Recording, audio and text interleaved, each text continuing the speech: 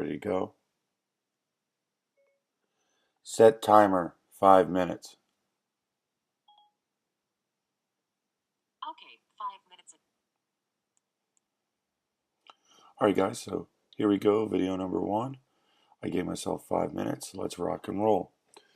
What was the Renaissance? Rebirth of art and learning in Europe between 1300 and 1500. I think the main thing you're going to get here is the magic word, rebirth. Italy. Here's the main idea. Again, cities, Italy, rebirth. And these are some things we're thinking about as we're studying it.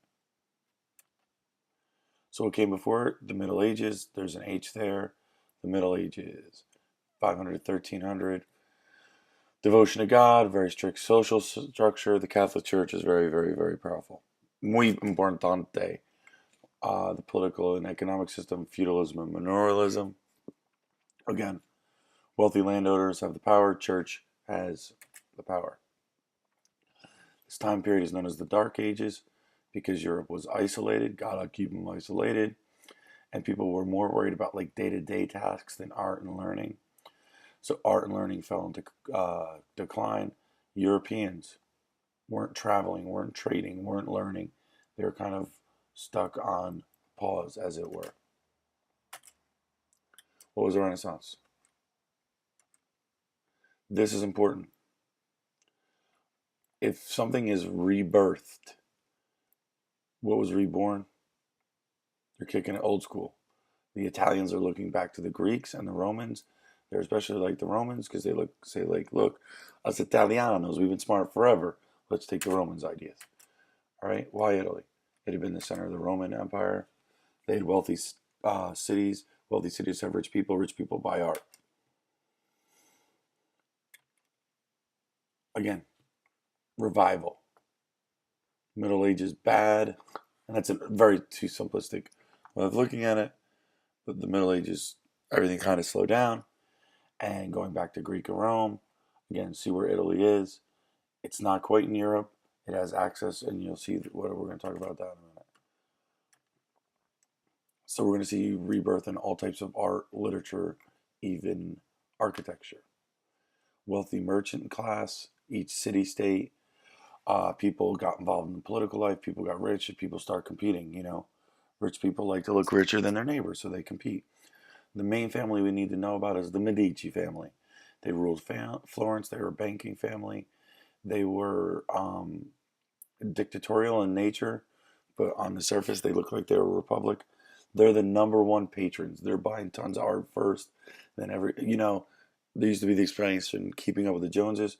Forget that. You want to keep up with the Medicis. All right, we talked about this. Notice this all kind of starts too when Constantinople falls. All these scholars can't be there anymore, so they move to Rome. A bunch of smart people move in. Wow, this is terrible. All right, humanism, focused on human potential and achievement. That's a vocabulary word. Secular, worried about the world, not church. Vocabulary word. Patrons, rich people are buying art. If you ever have to write that down, I'm a little mad at you. This term Renaissance man, you might know somebody like this, is a man who's good at many fields. He can paint, he can draw, he can act, he can dance. He's good at sports. He's wise. He treats women with respect. And Renaissance women were upper class women who were expected to be educated and charming. Now, what I want you to see here is these lines are all trade routes. Notice where they're coming from. Asia. They're coming from Africa. This has got your sugar book connection here. And notice, where is it all coming through? Italy. What comes with trade? Ideas and ideals. And most of them are coming right through the heart of the Renaissance. That's art, if you look really closely. That's Florence. Florence we talked about. Venice, again. All right, see the advantage Venice has, okay? Venice. If Florence is the heart, oh, that's another tremendous heart, Mr. Campbell.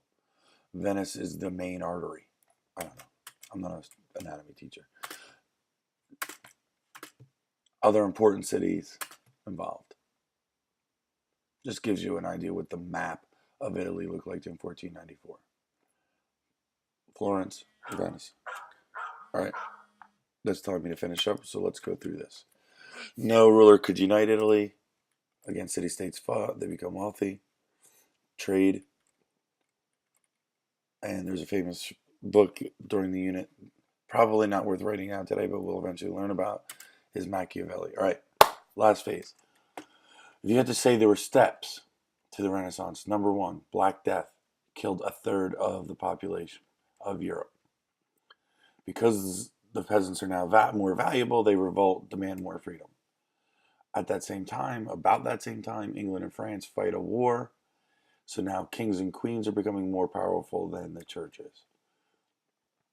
And now, because there's so few people, you got to be important or powerful because of your wealth and your ability, not your birthright. It didn't matter what your last name was. It mattered what you could do. Step 5, people start wondering if the church is all that in a bag of chips. And causes of the Renaissance. 1, lessening of feudalism. 2, this fall of Constantinople. 3, this rebirth in education. 4, the desire to kick it old school back to the Roman Empire by the Italians.